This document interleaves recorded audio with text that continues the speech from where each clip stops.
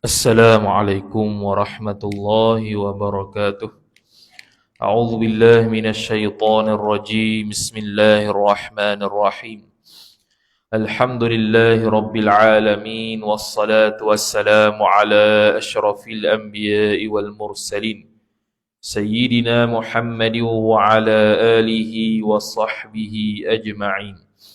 سبحانك لا علم لنا إلا ما علمتنا إنك أنت العليم الحكيم ولا حول ولا قوة إلا بالله العلي العظيم رب اشرح لي صدري ويسر لي أمري واحلل عقدة من لساني يفقه قولي وسدد لساني واهد قلبي بحق نبيك محمد صلى الله عليه وسلم اللهم أغننا بالعلم وزينا بالحلم وأكرمنا بالتقوى وجملنا بالعافية نوينا التعلم والتعليم والتذكر والتذكير والنفع والانتفاع والإفادة والاستفادة والحث على التمسك بكتاب الله وسنة رسوله صلى الله عليه وسلم ودعاء إلى الهدى والدلالة على الخير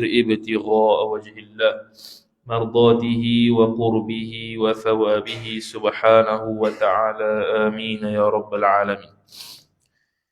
Kitab Ad-Durrul Thamin muka surat 72 baris 4 daripada atas.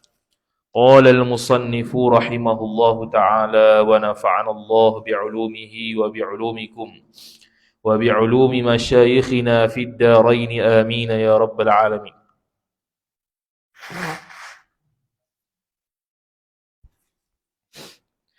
Kata musannif rahimahullahu taala, Syekh Daud Al-Fatani rahimahullahu taala, dan tiada pada hari itu bayang-bayang.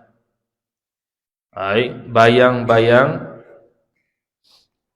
bayang-bayang apa tu? Bayang-bayang tangan, melainkan bayang arsyur rahman. Okay. Jadi sambung perbahasan berkaitan dengan keadaan hari kiamat di padang mahsyar. Dia kata dulu bahawasanya semua makhluk akan dibangkitkan di padang mahsyar, sama ada manusia ataupun jin ataupun binatang, semuanya akan dibangkitkan oleh Allah Subhanahu wa taala. Kemudian masih lagi sambung perbahasan berkaitan dengan keadaan seseorang itu berada di padang mahsyar. Maka dia sambung, dan tiada pada hari itu, hari kiamat, bayang-bayang tangan. Yakni tidak ada satu pun bayang di hari akhirat itu melainkan bayang arsyur rahman. Sebab apa? Sebab arsyur rahman ialah makhluk yang paling besar. Bila makhluk yang paling besar, maka bila makhluk yang paling besar menaungi makhluk, maka arah tu dah ada bayang. Hak lain ada bayang pun macam tak ada bayang lah. Benda yang lebih besar daripada kita mesti diambil bayangan besar tu. Bayangan hak kecil ni tak ada apa. Walaupun ada bayang juga, tapi dia dikalahkan dengan benda yang lebih besar. Jadi Arash Ar-Rahman tetap ada nanti di hari akhirat, bahkan dia merupakan makhluk Allah Ta'ala yang kekal ketika berlakunya kiamat. Maka setengah daripada manusia, mereka itu manusia, ada mereka itu manusia padanya pada ketika pada mahsyar. Mereka itu ada ketika di padang mahsyar. Bukan maksudnya tidak ada bayang ni mereka tak ada, mereka masih ada. Tetapi Arsyur Rahman, arash Allah Subhanahu wa taala meliputi segala makhluk, maka yang nampak bayang-bayangnya arah saja. Dan setengah mereka itu manusia, mereka yang ada ia manusia di dalam panas matahari. Jadi sebahagian manusia berada kepada kepanasan matahari. Matahari ketika itu sejengkal sahaja di atas kepala.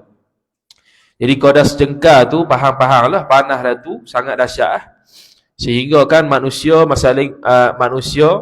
masing-masing ada peluhnya masing-masing. Ada tahap peluhnya masing-masing. Ada peluhnya biasa saja, ada peluhnya sampai ke kaki, ada peluhnya sampai ke betih, ada peluhnya sampai ke pinggang, berdasarkan qadar dosa yang dia buat atas dunia, maka begitulah peluhnya apabila kena panas matahari. Senyum telah senyum telah menghanguskan dia, menghanguskan orang tersebut. Senyum telah dihanguskan dia, telah dihanguskan orang manusia tadi.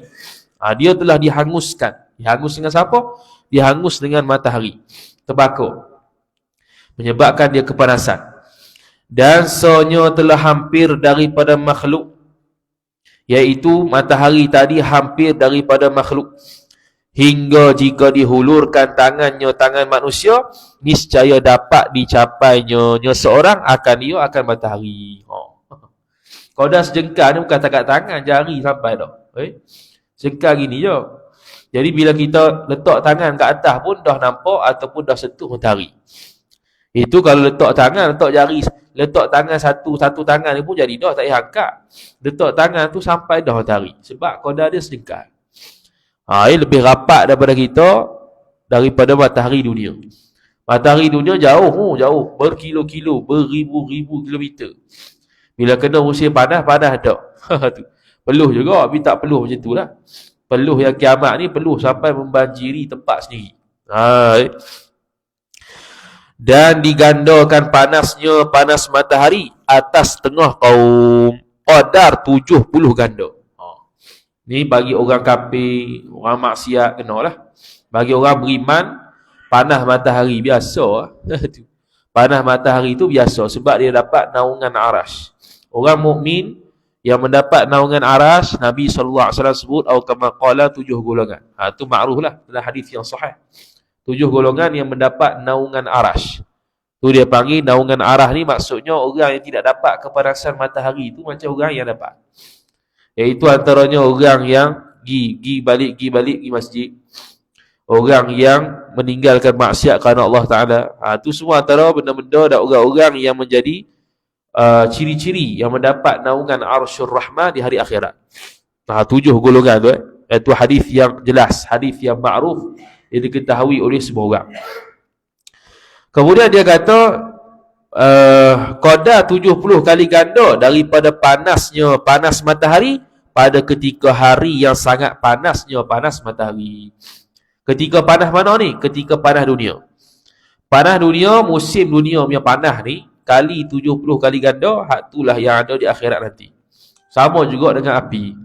Api di dunia ni kali 70 kali ganda, itulah api neraka. Itulah api neraka. Jadi api dunia ni tak ada apa sangatlah, sakit pun. Kali 70 kali, itulah api neraka Allah Subhanahu wa taala. Sebab tu api ke atas dunia ni dia telah dibasuh. Dia telah dibasuh dengan pelbagai lautan syurga sebelum turun ke bumi jadi api yang biasa. Dia dibasuh sehinggalah api yang ada sekarang.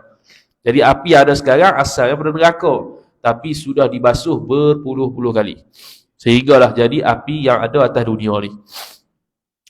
Dan adalah setengah daripada as-salaf, iaitu sebagai ulama salah lah. Berkata ia ulama salah, jikalau naik matahari atas bumi seperti kelakuan ia matahari naik pada hari kiamat, niscaya dibakarkan akan bumi dan hancur segala bukit. Ni kata ulama salah. Jadi sekarang ni terbit matahari tiap-tiap pagi tu, adakah seperti mana kiamat kau dah sejengkal? Tak ada lah. Maka ulama salah kata, kalaulah naik matahari itu qadar sejengkal seperti mana pada hari kiamat akan naik matahari itu qadar sejengkal, niscaya bumi ini akan hancur musnah, akan terbakar, bukit-bukit akan hancur, tak dapat hidup, dan kering segala sungai, habis laut, sungai semua kering. Sebab apa? Panasnya sangat ketara. Tara jauh lagu tu pun panas dia macam-macam dah. Panas 30 lebih, 40 lebih pada darjah Celsius. Kalau dekat sejengkal 100 Celsius habis. Terbakar rebus habis, tak hidup dah orang.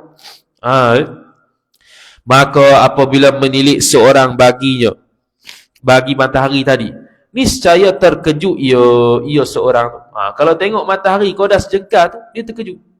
Keadaan matahari yang terlalu dekat. Dan sangatlah bertambah-tambah kekeruhannya. Dan sama ni kembali berkiamat, dan sangat-sangat bertambah kekeruhan hari kiamat itu. Koho suram, koho takut. Tengok matahari dekat, tengok malaikat banyak, tengok makhluk semua banyak. Tunggu Tuhan saja nak tengok. Tunggu Tuhan saja yang nak tengok. Orang yang tengok Tuhan ialah orang yang beriman dengan Allah Subhanahu Wa Taala sahaja. Orang kafir tidak melihat Allah Subhanahu Wa Taala. Orang munafik i'tiqad, khilaf ulama, pandangan sahih tidak melihat Allah Subhanahu Wa Taala. Satu tahap kita akan berpijak kepada kaki orang yang lain. Tidak ada ruang sikit pun untuk menjejakkan kaki di atas tanah, tak ada. Semua akan berpijak di atas kaki sama manusia. Punya sesak je ketika tu. Dan picik segala umat, iaitu sempit, saling bersesak-sesakan. Jadi sempitlah, ruang tak ada. Dan bertolak-tolak setengah dengan setengahnya setengah umat. Saling bertolak-tolak satu sama lain. Dalam keadaan kita tak berasa pun siapa orang sebelah. Siapa orang kita, orang depan kita siapa dia, orang belakang kita siapa dia, orang sebelah kanan siapa dia, tak berasa. Kerana masing-masing terlalu takut dan menyibukkan keadaan diri dia sendiri. Dan jatuh, yakni terletaknya tapak kaki setengahnya setengah manusia atas setengahnya setengah manusia yang lain. Jadi tapak kaki tidak akan menyentuh bumi. Bumi yang berpijak tu tak. Bahkan dia akan menyentuh dan berpijak kepada kaki orang lain. Dan hampir putus batang leher daripada sangat dahaga. Ni kirayah sangat dahaga sampai nak cabut leher tu. Punyalah dahaga sangat. Sehinggalah diberikan air telaga Kautsar Nabi SAW, haud telaga tu, telaga haud Nabi SAW, barulah hilang dahaga yang selama ni dahaga yang sangat teruk. Jadi ketika tu dibangkitkan dalam keadaan dahaga sehingga nak putus leher, tu dia panggil dahaga yang bersangatan. Maka sahaja telah berhimpunlah atas orang itu pada demikian mauqif itu, iaitu tempat orang itu berdiri, tempat orang itu berkumpul. Semua tu ada sekali. Matahari kau dah sekat, dahaga macam nak putus batang leher. Kemudian semua tu bersesak-sesakan, tapak kaki berpijak atas tapak kaki orang lain. Tu berlaku dengan serentak pada mauqif, iaitu pada mahsyar. Oh, dia tulis dah. Okey, tak apalah. Berhimpunlah atas seorang itu pada demikian mauqif itu. Berhimpun apa dia? Panas matahari dan panas bersesak-sesak mereka itu manusia. Dan apa tu? Dan limpah peluh. Dan limpah peluh mereka itu manusia. Limpah peluh ni sehingga kan ada yang berenang dalam peluh sendiri. Kerana terlalu banyak maksiat dengan Allah Ta'ala. Kalau sikit maksiat, maka kuranglah peluh tu. Tak ada maksiat, tak ada peluh tu.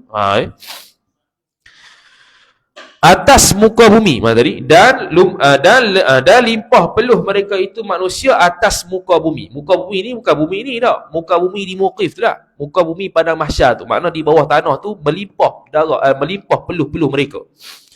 Atas qadar martabat mereka itu manusia, iaitu qadar apa dia? Qadar maksiat dia dengan Allah Subhanahu Wa Taala. Kalau maksiat dia banyak, qadar limpah peluh banyak. Maksiat dia kurang limpah peluh dia. Tak ada maksiat langsung, tak ada peluh. Siapa tak ada maksiat langsung? Nabi Rasul lah. Nabi Rasul maksum, tak ada berdosa, maka dia tidak ada peluh, tidak merasai kesakitan panasnya matahari. Dan tempat mereka itu iaitu berdasarkan qadar martabat mereka itu dan tempat mereka itu manusia pada Tuhannya, Tuhan manusia, iaitu tempat di sisi Allah Ta'ala. Adakah dia dikira orang yang taat pada Allah Ta'ala? Allah Ta'ala sendiri nilai. Kalau dia orang yang taat pada Allah Ta'ala, kuranglah rasa panas tu. Kalau orang tu orang yang maksiat dengan Allah Ta'ala, maka banyaklah panas tu. Daripada bahagia dan celaka. Bahagia ni banyak pahala, celaka ni banyak dosa. Celaka ni banyak dosa atau kufur. Bahagia ni iman dan ada pahala. Itu bahagia dengan celaka dalam mazhab Ahlus Sunnah wal Jamaah. Bahagia dan celaka dalam mazhab Ahlus Sunnah wal Jamaah berlaku khilaf ulama. Adakah dia azali ataupun tidak? Cuma senang cerita je kita kata bahagia dan celaka itu ditentukan pada akhir ketika mati. Adakah dia kategori orang celaka dengan makna dia orang yang maksiat ataupun kufur wal'iyadzubillah, ataupun dia kategori orang yang bahagia iaitu orang yang masuk syurga kerana amal solehnya. Dengan rahmat Allah Subhanahu wa taala dia banyak amal soleh, maka dia masuk ke dalam syurga Allah Subhanahu wa taala. Maka setengah mereka itu manusia sampai peluh manusia kepada dua belikat seorang.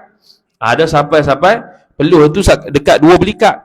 Dan setengah manusia yang sampai kepada telinga manusia. Telinga belikat sini, telinga atas lagi. Dan setengahnya sampai kepada mulut seorang.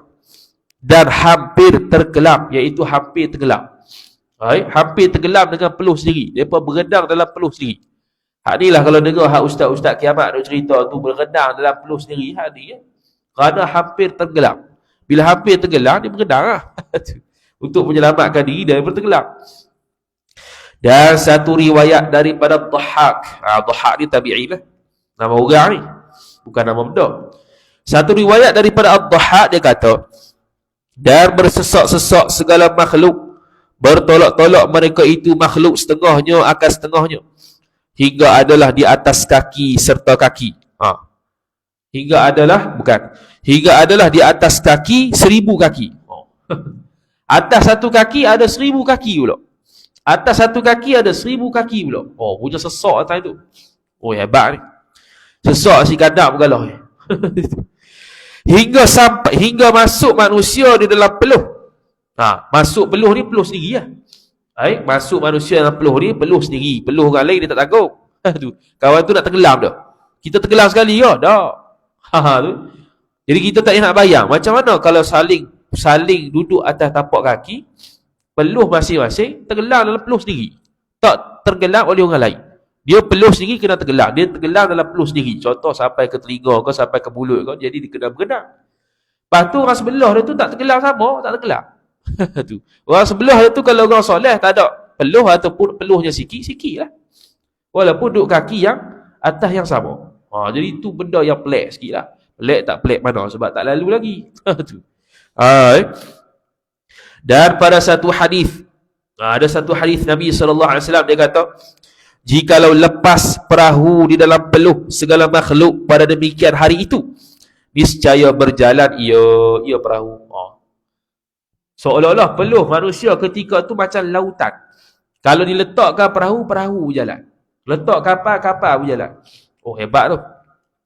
Kata setengah ulama, dan apabila berpeluh segala makhluk pada demikian hari itu, daripada sangat panas matahari, daripada ni dengan makna sebab sangat panas matahari adalah tiap-tiap seorang terkelam di dalam peluh seorang, tiada mencapai ia seorang akan orang yang di tepi orang tu. Tak capai. Orang sebelah tu tak kena peluh dia. Peluh orang sebelah tenggelam sendiri. Peluh orang sebelah lagi sakat pinggang. Peluh orang sebelah lagi takat kaki. Peluh orang sebelah lagi takat hidung. Jadi dia tidak ada kaitan peluh orang dengan peluh orang lain. Masing-masing dengan peluh masing-masing. Kalau sampai tahap tenggelam, orang lain pun tak tenggelam, dia seorang tenggelam. Seperti tiada dapat berjalan seorang pada hari kiamat dalam nur orang yang lain. Ini qiyas. Contoh berjalan di dalam sirat. Kita kata bahawasanya kita akan berjalan di atas sirat dengan cahaya masing-masing. Cahaya apa? Dia panggil cahaya iman. Lepas tu kalau contoh orang beriman depan kita, orang belakang ni kafir. Adakah orang kafir ni dapat menumpang cahaya orang iman yang terang-terang? Tak dapat. Orang kafir tetap gelap. Walaupun orang depan dia adalah orang beriman, cerahnya nur dia itu, cahaya dia itu melintasi sirat tu macam matahari. Orang sebelah tak akan dapat menumpang cahaya nur dia. Ada orang cahaya nur dia sebesar hujung kaki. Sebesar hujung kaki. Tu pun kelip sekejap, pandang sekejap. Kelip sekejap, pandang sekejap. Itu pun tidak akan ditumpang nur orang lain. Tidak boleh sama-sama siapa-siapa yang tolong satu sama lain ketika di sirat. Walaupun pak sendiri, walaupun anak sendiri, walaupun isteri sendiri. Masing-masing jalan masing-masing. Sonya adalah nur seorang manusia atas qadar atas qadar dirinya diri seorang jua. Samalah. Seperti mana peluh tu atas qadar diri seorang dengan Allah Taala, begitu juga nur untuk melintasi sirat juga atas keimanan seseorang, atas qadar martabat dia ketika di dunia. Kalau orang soleh, orang beriman, cahaya dia besar. Lagi soleh, lagi terang. Lagi soleh, lagi terang. Gitu lah. Kurang iman dia, kurang cahaya dia. Cahaya ada tapi kurang. Cahaya tu iman. Cahaya tu iman. Cerah yang cahaya tu amal soleh. Macam ada lampu. Lampu tak semesti terang. Lampu ada macam-macam watt. Lampu tu ibarat iman. Watt tu macam amal soleh. Lagi tinggi amal soleh, lagi tinggi watt dia. Itu ketika nak melintasi sirat. Maka sentiasalah mereka itu manusia di dalam yang demikian itu 1000 tahun. Ini masuk sirat ni. 1000 tahun. Ni khilaf lah. Kita dah bahas dulu dah. Khilaf sirat ni berapa ribu tahun. Ada yang kata 3000 tahun. 1000 tahun menaik, 1000 tahun mendatar, 1000 tahun menurun. Ada yang kata 21,000 tahun. 21,000 tahun dengan ada 7 checkpoint. 7 checkpoint itu setiap checkpoint 3,000 tahun.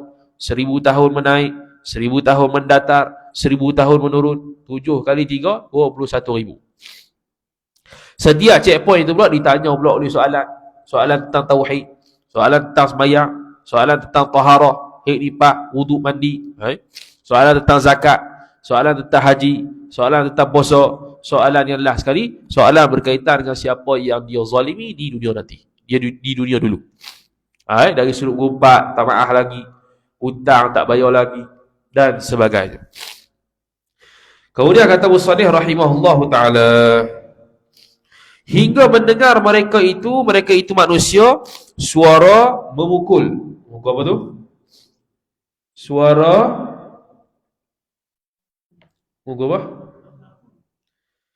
Suara pukul pada nafur. Itu, nafur ni satu alat. Tu dia tulis dah. Yakni seperti gendang. Tu seperti gendang lah, nafur. Bahasa Arab tu.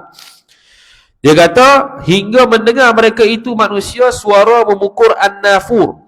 Yakni seperti gendang. Takutlah segala hati mereka itu manusia, dan khusyuklah segala mata mereka itu manusia, sebab apa tu?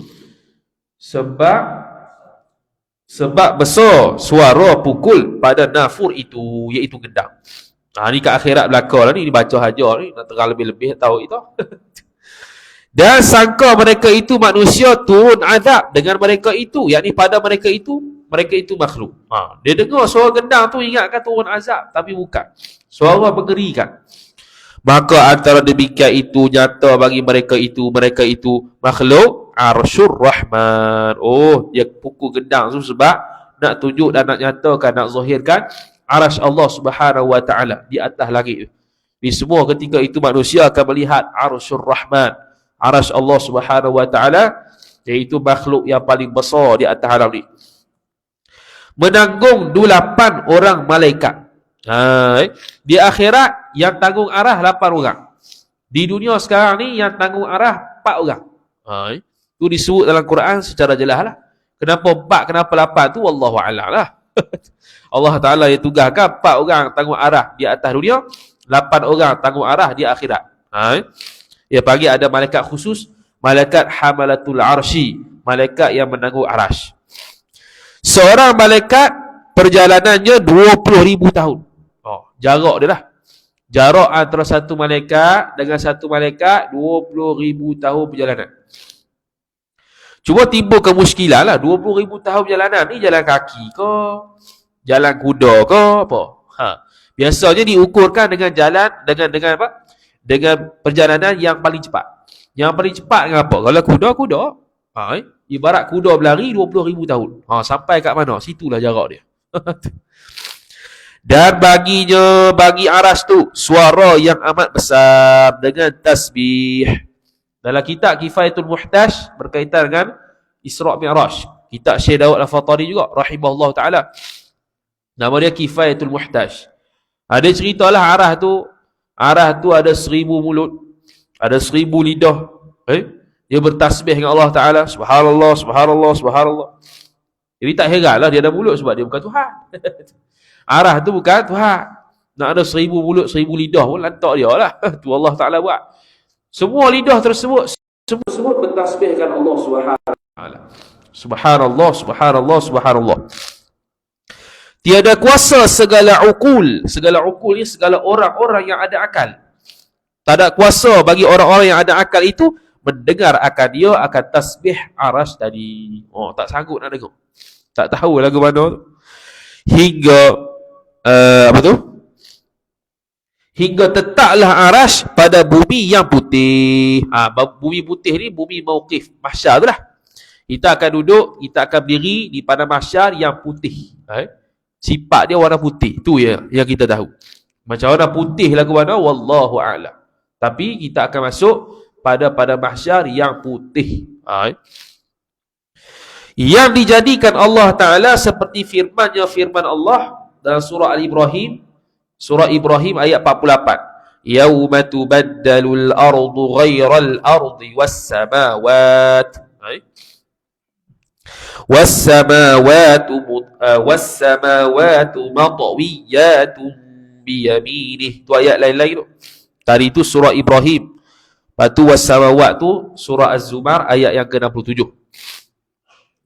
Jadi dia kata hari yang ditukar.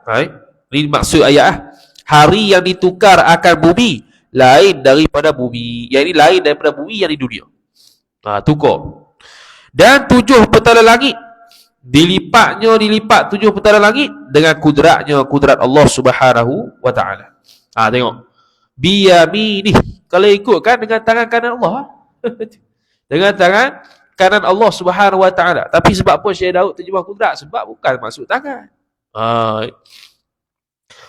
Sebab tu kita kata dah orang yang mengaku salaf itu ada yang mendakwa kata patut pakat-pakat mengaji kitab Durus Sami, dia kata. Adalah seorang tu. Dia kata pakat-pakat mengaji Durus Sami sebab Durus Sami ni tauhid dia tauhid salaf. Kita kata betul lah tauhid salaf tu dah. Tapi bukan salah hak dia. Salah hak kita. Sebab apa dia kata salah? Sebab dia kata gini, Syekh Daud Al-Fatani terjemah tangan. Terjemah muka. Pada muka surat 40 lebih lah. Pada perbahasan ayat-ayat mutasyabihat. Ketika itu Syekh Daud nak bahas bukan terjemahan muka nak dipakai, bukan terjemahan tangan nak dipakai, tapi terjemahan itu tidak dimaksudkan oleh Allah Ta'ala. Nak kata hak tu. Bukan nak kata muka itulah maksud wajhun. Yadun tu maksud tangan. Istawa tu maksud duduk. Bukan.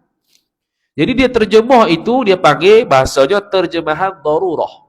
Terjemahan untuk mengatakan bahawasanya pegang zahir itu tak betul. Bukan dia suruh pegang hak tu, dia terjemah muka, pegang muka. Bukan. Sebab tu kena baca habis kitab tu. Kitab ni lah. Kena baca habis perbahasan Syekh Daud baru. Sini antara contohnya yang Syekh Daud tak terjemah tangan. Sebab bukan maksud tangan. Tapi dengan maksud kudrat Allah Subhanahu Wa Ta'ala. Dan ketika itu tunduklah segala manusia kepala mereka itu manusia. Tunduk habislah mereka. Berombak-ombak setengah mereka itu manusia, dalam setengah manusia lain 1000 tahun. Berombak-ombak ni bahasa apa Hak ni kena cari berombak-ombak tak ada nak cari tu. Apa maksud berombak-ombak tu? Berombak-ombak mana berhimpun ke, tunduk ke, apa ke, tu nantilah kita bagi tahu semula. Jadi dia duduk 1000 tahun. Dan Tuhan yang jalil, Tuhan yang maha agung, tiada cetera ni tak cakap lagi. Tak cetera ni mana tidak cakap lagi. Semua tunduk. Tak ada siapa yang berani cakap. Jin tak berani, manusia tak berani, harimau hak ganas pun tak berani, singa hak ganas pun tak berani. Semua tunduk kepada Allah Subhanahu Wa Ta'ala. Semua tunduk pada Allah Subhanahu Wa Ta'ala. Silap baca tu. Silap baca. Dan Tuhan yang jalil, iaitu Tuhan yang maha agung tu, tiada memandang kepada mereka itu makhluk. Tu. Langkau satu bagi. Dan pada satu mana tadi? Tuhan yang jari tadi tiada memandang kepada mereka itu makhluk. Dan pada ketika itu berjalanlah sekalian mereka itu makhluk kepada Adam alaihissalam. Inilah berlaku cerita Nabi SAW yang mengatakan makhluk ketika itu akan minta seorang-seorang Nabi. Nabi Adam alaihissalam, Nabi Nuh alaihissalam, Nabi Isa alaihissalam, Nabi Musa alaihissalam, sampai akhirnya kepada Nabi sallallahu alaihi wasallam. Masing-masing memintakan syafaat. Syafaat apa? Syafaat mula hisab. Kerana tunggu saja pun sudah azab pada orang kafir. Tunggu saja pun sudah azab pada orang fasik. Orang beriman tunggu nak hisab ni ibarat tunggu sembahyang. Bila dah azan, tunggu sembahyang sunat kan? Lepas tu tunggu qamat. Tu tempoh masa ditunggu oleh orang-orang beriman.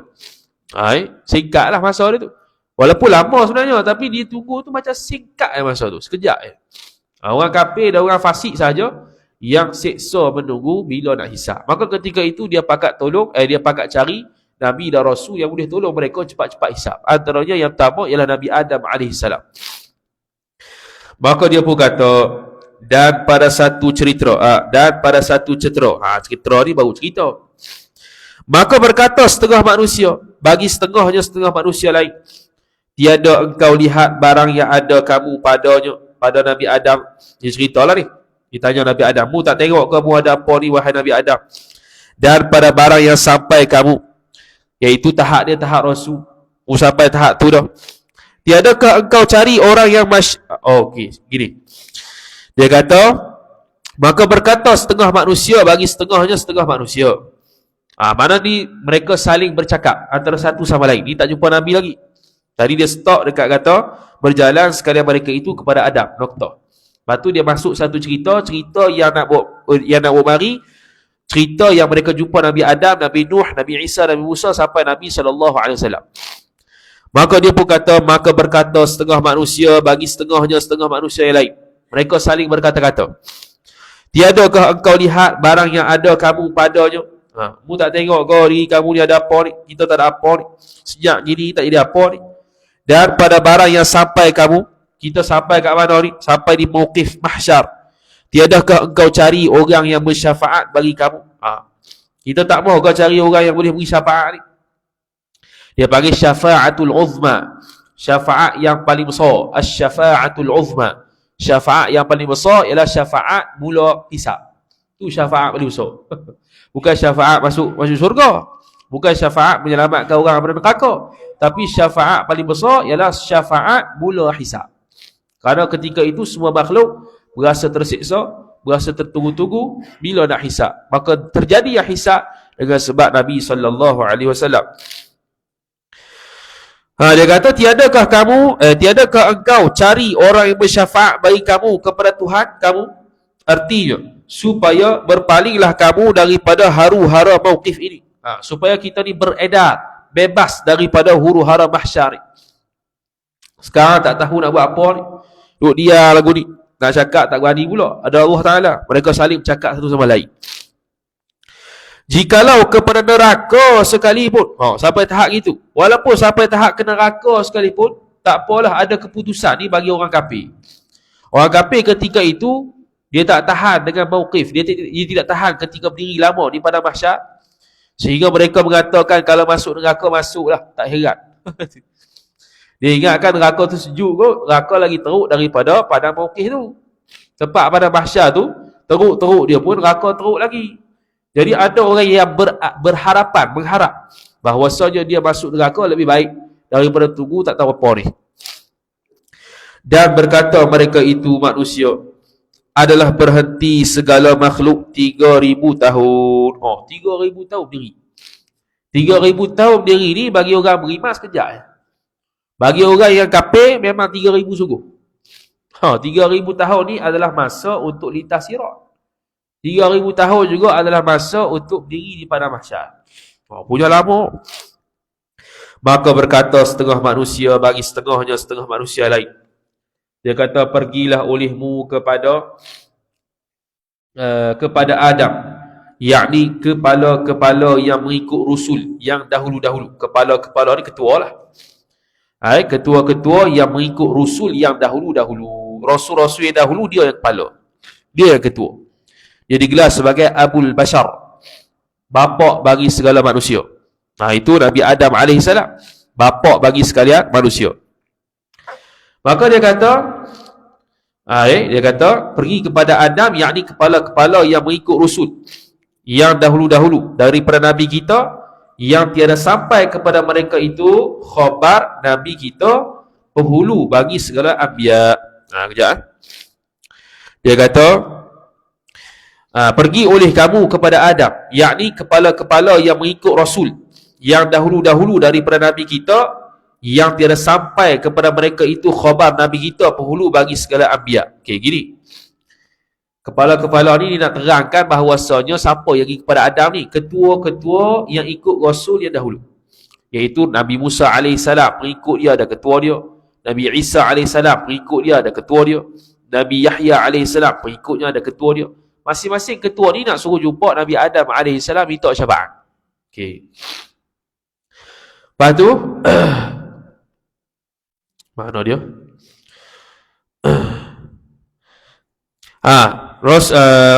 Kepala-kepala yang mengikut Rasul yang dahulu-dahulu daripada Nabi kita, yang tiada sampai kepada mereka itu kepala-kepala tadi, khabar Nabi kita, iaitu penghulu bagi segala anbiya. Jadi orang-orang dulu tak tahu Nabi SAW itu adalah Nabi dan Rasul, penutup bagi segala Nabi. Jadi orang-orang dulu pun ada kepala dia juga, ada ketua dia, ada yang memimpin umat Nabi masing-masing selepas daripada Nabi mereka mati. Dan berkata mereka itu manusia, ya Adam, wahai Adam, engkaulah bapa segala manusia, telah menjadikan Allah dengan kudrat Allah, dan ditiup padamu pada Adam daripada rohnya roh Allah. Daripada rohnya roh Allah, maksudnya Allah Subhanahu wa taala meniupkan roh pada pada Nabi Adam alaihissalam. Bukannya Nabi Adam alaihissalam tu tercipta daripada roh Allah. Iaitu Allah Ta'ala meniupkan roh pada Nabi Adam alaihissalam ketika mana diciptakan dia daripada tanah. Allah Ta'ala menyuruh para malaikat untuk mengambil tanah-tanah di atas dunia ni, dihimpun-himpun. Kemudian Allah Ta'ala pun ciptalah Nabi Adam alaihissalam. Nabi Adam AS dicipta daripada tanah, bukan bermaksud Allah Subhanahu Wa Taala itu berhajat kepada tanah. Tidak. Bahkan Allah Subhanahu Wa Taala boleh untuk cipta Nabi Adam tanpa memerlukan tanah tadi. Cuma dia panggil itu atas jalan tabiat, untuk mengajar manusia satu-satu benda ni ada sebab. Maka antara sebab penciptaan Nabi Adamnya ada sumber dia, iaitu tanah. Tanah. Kalau kita air mani, jadi adakah dia perlu ada air mani baru boleh cipta manusia? Tidak. Bahkan dia boleh cipta manusia tanpa ada air mani. Cuma tu atas jalan tabiat, untuk manusia faham setiap sesuatu mesti ada sebab. Antara sebabnya penciptaan manusia berlaku sebab apa? Sebab adanya pencampuran air mani lelaki perempuan. Kalau Nabi Adam AS adanya tanah. Itu. Dan menyuruh malaikat. Maka sujud mereka itu bagimu. Dan menyuruh malaikat. Nabi Adam AS yang suruh malaikat, yang ajar malaikat. Disebutlah Quran, Nabi Adam AS mengajarkan nama-nama pada malaikat. Maka sujud mereka itu malaikat bagimu, bagi Nabi Adam. Sujud sini bukan sujud betul, sujud hormat maksudnya. Kecuali iblis laknatullah, dia tidak mahu kerana dia berasa dia mulia. Dia diperciptakan daripada api, Nabi Adam AS diciptakan daripada tanah. Maka dia tidak mahu sujud kepada Nabi Adam, sujud hormat. Maka syafaatkan olehmu Nabi Adam bagi kami manusia, kepada Tuhan kamu. Ini dipuji dululah. Ini dia panggil adab nak minta. Bukan minta terus, dia puji dulu benda apa yang dia buat dulu, baru dia minta apa yang mereka berhajat. Tidakkah engkau lihat barang yang ada pada kami padanya, dan tiadakah engkau lihat barang yang sampai kami kepadanya? Mu tak tengok kau sekarang ni keadaan kami lah ke mana ni? Sejak tak ada keputusan ni, tolonglah syafaatkan kami. Tu. Maka berkata Adam alaihissalam, maka bahawasanya Tuhanku marah pada hari ini. Marah sini bukan perasaan. Marah sini bukan perasaan, tapi Allah Subhanahu Wa Taala pada ketika itu nak balas benda yang patut dibalas. Tu marah. Kalau maksiat dibalas dengan azab. Kalau pahala dibalas dengan nikmat syurga. Akan sebagai marah yang tiada marah dahulunya. Dah Allah Ta'ala ada marah dulu kemudian ke dah. Maksudnya apa dia? Maksudnya kalau perbuatan manusia itu baik, Allah Ta'ala suka. Kalau perbuatan manusia itu buruk, maksiat, Allah Ta'ala murka. Murka dan suka ni bukan perasaan, tapi tindakan Allah Ta'ala yang ambil selepas daripada buat kebaikan, selepas daripada buat keburukan. Jadi perbuatan manusia baharu, perbuatan makhluk baharu. Jadi setiap perkara yang kita buat ada dosa, dan kadang-kadang ada pahala, kadang-kadang ada dosa balik. Jadi bertukar-tukar. Jadi begitu jugalah perbuatan Allah Ta'ala terhadap kita, boleh jadi bertukar kepada baik kalau kita buat baik, tukar pada murka Allah Ta'ala apabila kita ni buat jahat ataupun buat maksiat. Dan tiada kemudiannya. Mana tadi? Tuhanku marah pada hari ini akan sebagai marah yang tiada marah dahulunya, seumpamanya, iaitu sepertinya. Dan tiada kemudiannya, yakni sama saja daripada dulu sampai sekarang, sama. Dan ditegahkan daku daripada memakan pohon kayu khuldi. Jadi Allah Subhanahu wa Ta'ala melarang Nabi Adam AS ketika itu memakan pohon khuldi. Itu salah satu nama je. Dalam kitab Al-Utrujah disebut khilaf ulama berbelah-belah pendapat tentang buah apa. Cuba kita maklum buah khuldi gitu ya. Dia sebenarnya khilaf, ada banyak. Ada yang kata buah kurma, ada yang kata buah khuldi, ada yang kata tepung. Macam-macam. Ada belah-belah pendapat. Tapi yang masyhur kat kita je khuldi gitulah. Dalam syurga. Jadi adakah Nabi Adam AS ni memakan makanan syurga, memakan makanan buah khuldi yang dilarang Allah Ta'ala itu dosa? Maka Imam Fakhruddin Ar-Razi rahimahullah Ta'ala dia mentakwilkan ayat tersebut kepada 20 lebih takwil. Nak kata Nabi Adam AS tidak berdosa. Dan sebab apa Nabi Adam AS berbuat perkara yang seolah-olah nampak bercanggah dengan arahan Allah Subhanahu Wa Ta'ala. Jadi pohon khuldi antara salah satu takwilannya ialah ketika mana syaitan, ketika mana iblis dia memperdayakan Nabi Adam AS suruh makan buah khuldi itu atas dasar dia percaya ketika itu iblis masih lagi hamba Allah Ta'ala. Iaitu malaikat Azazil. Malaikat Azazil itu asal nama iblis. Kemudian tukar iblis bila sudah kufur dengan Allah Ta'ala. Dia tak tahu lagi keadaan sebenar. Dia pun ingat itu arahan Allah Ta'ala yang baru, dia pun makan, rupanya silap. Jadi itu antara salah satu takwil kata Nabi Adam AS tidak berdosa. Itu bukan salah dia. Ya adalah ribu-ribu. Itu antara salah satu dia. Yang mudah kita nak faham ialah ketika mana iblis laknatullahi alaihi memperdayakan Nabi Adam AS, dia ingat dia masih hamba Allah Ta'ala yang taat. Sehingga kan dia ingat itu perintah Allah yang baru, maka dia pun makan. Bila makan-makan ternyata salah. Ternyata salah, silap. Maka Allah Subhanahu Wa Ta'ala pun memberikan apa yang sepatutnya dapat, iaitu turun ke dunia. Adakah dosa tak dosa? Jadi kata Imam As-Sawi rahimahullahu ta'ala kitab Hasyiah As-Sawi ala tafsir Jalalain, siapa yang mengakui dan beriktikad Nabi Adam AS itu berdosa walaupun dosa kecil, hukum dia kafir. Hukum dia kafir. Maka dia kata aku makan buah khuldi dah dulu dalam syurga, maka aku salahi akan dia, akan Allah Subhanahu wa ta'ala. Aku menyalahi perintah Allah. Ni dia panggil apa ni? Dia panggil hasanatul abrar, sayyiatul muqarrabin. Orang baik buat baik, tapi di sisi orang yang dekat dengan Allah Ta'ala, dia rasa buat jahat. Orang baik buat baik, tapi orang baik buat baik itu di sisi orang yang dekat dengan Allah Ta'ala, dia rasa buat jahat. Orang baik tersebut sedekah RM2 plastik, contoh. Tapi orang yang dekat dengan Allah Ta'ala, RM2 itu tak ada apa lagi. RM2 patutnya 200. Baru betul, contoh. Jadi RM2 itu dia rasa bersalah. Orang yang dekat dengan Allah Ta'ala berasa bersalah. RM2 itu kita sedekah plastik. Tak patut RM2, patut RM200. Contoh. Orang yang buat baik itu sembahyang tarawih. Sembahyang tarawih 8 rakaat contohnya. Orang yang dekat dengan Allah Ta'ala berasa lebih kurang. 8 rakaat tak cukup, patutnya 20 rakaat. Itu contoh. Dia berasa bersalah padahal buat baik dah. Dia berasa bersalah padahal buat baik dah. Tu orang yang muqarrabin. Begitulah Nabi-Nabi dan Rasul-Rasul. Mereka rasa buat salah padahal itu tidak salah di sisi Allah Subhanahu wa taala. Maka sekarang ini nafsi, yakni diriku jua. Ambil tahulah masing-masing. Aku tak mau campur. Tu jawapan dia.